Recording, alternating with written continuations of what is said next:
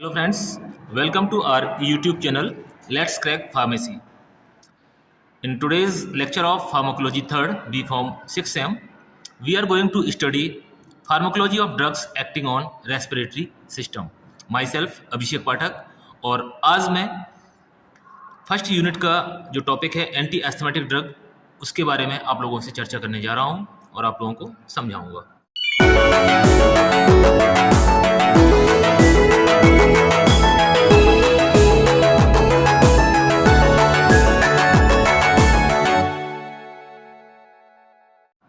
What is asthma? A condition in which a person's airway become inflamed, narrow and swell and produce extra mucus which makes it difficult to breathe. Asthma में होता क्या है, सबसे पहले हमें यह समझना जरूरी है। अस्थमा एक ऐसी डिजीज है जिसमें कि जो हमारा एयर ट्रैक है, एयरवे है, उसमें इन्फ्लामेशन हो जाता है और उस इन्फ्लामेशन की वजह से मोस्टली हमको सांस लेने में दिक्कत जाती है। So what are the problems in the asthma? These are the first of all, these are the difficult breathing, chest pain and cough and wheezing. Asthma वाले पेशेंट को सांस लेने में दिक्कत जाने लगती है। उसका रीज़न क्या है वो हम अभी डिस्कस करेंगे। उसके बाद में जब उसको सांस लेता है या वो उसको खांसी आती है तो उसको चेस्ट में, सीने में उसको दर्द होने लगता है। और तीसरा क्या है, अस्थमा में कफ तो नॉर्मल व्यक्ति को भी बनता है, लेकिन अस्थमा में कफ की मात्रा ज़्यादा हो जाती है और व्यक्ति को जो खांसी है उसमें बलगम और कफ निकलने लगता है। और साथ में जो वीजिंग है, वीजिंग का मतलब होता है जब भी, जैसा कि आपने देखा होगा कोई सीटी बजाता है तो सीटी की आवाज़ आती है, वैसे ही जब व्यक्ति सांस लेता है तो सांस लेने में उसे एक आवाज़ टाइप की आती है, सीटी जैसी आवाज़ आती है, जिसको कि हम बोलते हैं wheezing. Asthma is a disease. Asthma एक ऐसी डिजीज है that is characterised by an increased responsiveness of the trachea and bronchi to a variety of stimuli. आपने पिछले सेमेस्टर में पढ़ा होगा एंटी हिस्टामिनिक ड्रग्स। जब भी बॉडी में कोई एलर्जी होती है तो हमारी बॉडी हाइपर रिस्पॉन्सिवनेस शो करने लगती है। तो वैसे ही in case of the asthma जो आपका एयरवे होता है, जो आपका एयर ट्रैक होता है जिससे कि आप सांस लेते और छोड़ते हैं, वहाँ पर जो रिस्पॉन्सिवनेस है वहाँ पर वो बढ़ जाती है। वो कैसे बढ़ जाती है कि अगर वहाँ पे कुछ भी ऐसा कोई भी अनवांटेड फॉरेन सब्सटेंस वहाँ पहुँचता है तो वहाँ पर इन्फ्लामेशन के चांसेस हो जाते हैं, जिससे कि म्यूकस की मात्रा बढ़ जाती है और सांस लेने में समस्या जाने लगती है।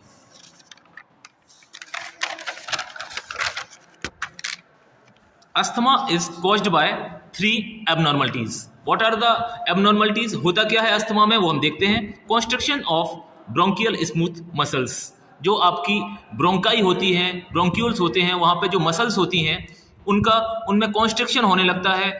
Okay, so that is the first reason, broncho construction. The second is the swelling of bronchiolar mucosa.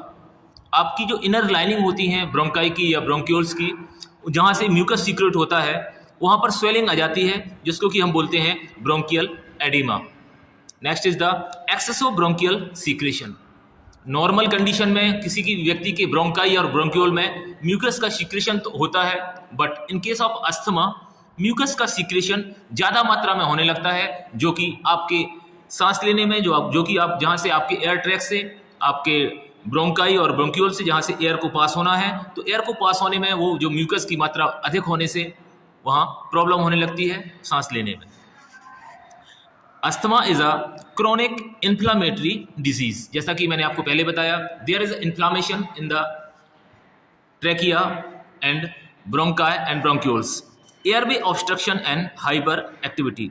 Airway obstruction का मतलब यहाँ पर ये है कि जिस पाथ से, जिस ट्यूब से एयर को जाना है, वहाँ पर म्यूकस की मात्रा ज़्यादा हो जाने से, आपके ब्रोंक्यूलर म्यूकोसा में स्वेलिंग आ जाने से वो नैरो हो जाता है।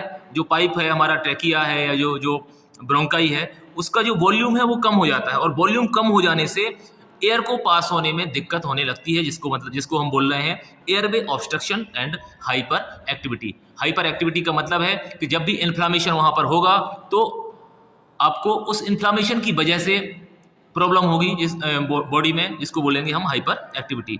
एयरवे इन्फ्लामेशन, जो आपका एयर ट्रैक है उसमें इन्फ्लामेशन होने लगता है, जैसा कि मैंने आपको पहले बताया।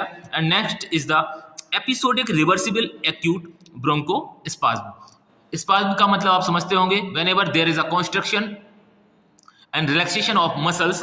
सो सिमिलरली जो ब्रोंकाई की मसल्स हैं उनमें जब एक रिपीटेड एक टाइम इंटरवल के बाद में बार बार उसमें क्या होने लगता है, एक्यूट मतलब तीव्रता से उसमें ब्रोंकोस्पाज्म स्टार्ट हो जाता है, जिससे कि हमें समस्या होने लगती है। नेक्स्ट है inflammatory mediators. whenever there is an inflammation in our body, so similarly when inflammation in the airway or in the trachea or the bronchi, what are the mediators, किन की वजह से इन्फ्लामेशन हो रहा है, हमारी बॉडी ऐसा क्या सीक्रेट कर रही है, ऐसे कौन से मीडिएटर्स हैं जिनकी वजह से इन्फ्लामेशन हो रहा है। तो आप जानते हैं the very first inflammatory mediator that is the histamine, आपने पढ़ा है। सेकेंड इज द सीरोटोनिन, उसके बाद में है TGD and F2 prostaglandin and F2। Fourth one is the leukotrienes, adenosine and interleukins. ये सब्सटेंस हमारे बॉडी में इन्फ्लामेशन के दौरान प्रोड्यूस होते हैं और इनकी वजह से इन्फ्लामेशन कॉज होता है। Next is the classification of asthma. अगर हम बात करें कि अस्थमा कितने प्रकार का होता है, तो अस्थमा दो प्रकार का होता है। First one is the extrinsic asthma and the second one is the intrinsic asthma. Extrinsic asthma को हम एलर्जिक और एटोपिक अस्थमा ही बोलते हैं। एक्सट्रिंसिक अस्थमा जो होता है that occurs mainly in childrens, treated easily. Extrinsic asthma को आसानी से ट्रीट किया जा सकता है और मोस्टली ये जिनको होता है एक्सट्रिंसिक टाइप का अस्थमा, उनको एलर्जी वाली हिस्ट्री उन लोगों में पहले से पाई जाती है एंड यूजुअली प्रेजेंट, और उनके ब्लड में जो सीरम IgE उसकी मात्रा अधिक होती है। And second asthma is the intrinsic asthma. इसको हम नॉन एलर्जिक और नॉन एटोपिक अस्थमा बोलते हैं। It occurs mainly in adults. जैसा कि मैंने आपको बताया कि जो एक्सट्रिंसिक अस्थमा है it occurs mainly in children, जबकि जो इंट्रिंसिक अस्थमा है ये किस में अधिक होता है, ये अधिकतर एडल्ट्स में पाया जाता है और एडल्ट्स में होता है। Treated hardly in comparison to the extrinsic asthma. Intrinsic asthma को ट्रीट करना, उसका उपचार करना थोड़ा सा कठिन होता है। ये उन लोगों का है जिनकी फैमिली हिस्ट्री, जिनकी फैमिली में किसी भी व्यक्ति को अस्थमा हुआ होता है, तो उनमें इंट्रिंसिक अस्थमा ज़्यादा पाया जाता है।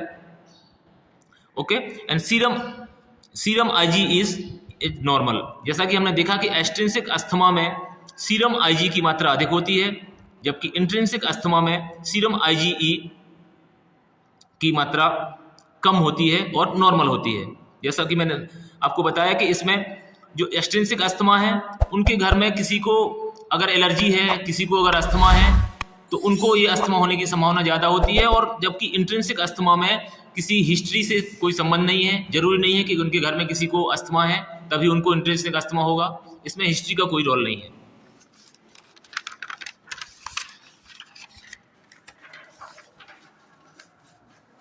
ट्रीटमेंट स्ट्रेटजीज इन अस्थमा। अस्थमा के ट्रीटमेंट के लिए जो हमारी स्ट्रेटजीज हैं वो आप देख सकते हैं। First line treatment, prophylactic and adjuvant. अगर हम फर्स्ट लाइन ट्रीटमेंट की बात करें तो इसमें सबसे जो पहली क्लास है ड्रग्स की, जो मेडिसिन की, that is the bronchodilator. Asthma में क्या होता है, जैसा कि मैंने आपको बताया, तो जैसा कि मैंने आपको बताया कि जो फर्स्ट लाइन ट्रीटमेंट है उसमें जो फर्स्ट ड्रग की कैटेगरी है that is the bronchodilators. Bronchodilators उसके नाम से ही स्पष्ट है कि जो हमारी ब्रोंकाई हैं, ब्रोंक्यूल्स हैं, जो कि सिकुड़ चुकी हैं, जो कि कॉन्स्ट्रिक्शन, जिनमें की कॉन्स्ट्रिक्शन आ चुका है और हमारी एयर को पास होने में दिक्कत जा रही है, तो हम उनको जो ऐसी ड्रग्स, ऐसी मेडिसिन जो उसको डायलेट करेंगी, जो उनकी वॉल्यूम को बढ़ाएंगी, उनको हम बोलेंगे bronchodilators. In case of bronchodilators, the first one is the beta-2 agonist. Beta-2 agonists are of the two type, non-selective and the selective ones. So non-selective beta-2 agonists are the adrenaline, isoprenaline and ephedrine, while the selective Beta 2 agonists are salbutamol, terbutaline, and metaproterenol. So the long acting beta 2 agonists are the salmeterol and the formoterol.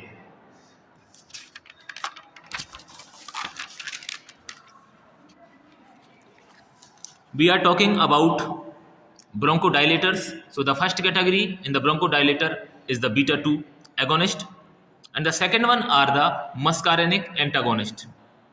मस्कारेनिक antagonist में जो drugs आती हैं उनका नाम आप जानते हैं, ipratropium and the tiotropium, and the third one is the methyl xanthine, and the methyl xanthines covers theophylline and aminophylline. Okay, we are talking about the first line drugs for the treatment of asthma. So the first category is the bronchodilators. In case of the bronchodilators, we know first one is the beta 2 agonist, second one is the muscarinic antagonist, and the third one is the methyl xanthine. The second category in the first line treatment of asthma, that is the use of corticosteroids. Again, corticosteroids are of three type. ऐसी drugs जो कि corticosteroid nature की होती हैं वो three types की होती हैं. First one is the short acting, second one is the intermediate acting, and the third one is the long acting corticosteroids. So the short acting corticosteroids जो हैं उनका जो टाइम पीरियड होता है that is the 8 to 12 hours. इनका जो ये work करने जब तक ये इफेक्टिव रहती हैं इनका टाइम पीरियड होता है 8 to 12 hours. The drugs which comes under the short-acting corticosteroids are the hydrocortisone, beclomethasone, budesonide, fluticasone, and mometasone. And the second one is the intermediate acting corticosteroids. Intermediate acting corticosteroids जो हैं वो 12 से 36 घंटे तक effective रहती हैं और उनका नाम है prednisolone, methyl prednisolone, triamcinolone. And the third category of the corticosteroids is the long acting corticosteroids. Long acting corticosteroids जो रहते हैं, जो ड्रग्स होती हैं, जो मेडिसिन होती हैं, वो 36 से 72 आवर्स तक इफेक्टिव रहती हैं. और इनके इस कैटेगरी में जो ड्रग्स आती हैं कॉर्टिकोस्टेरॉइड्स में वो हैं बीटामीथासोन एंड डेक्सामीथासोन.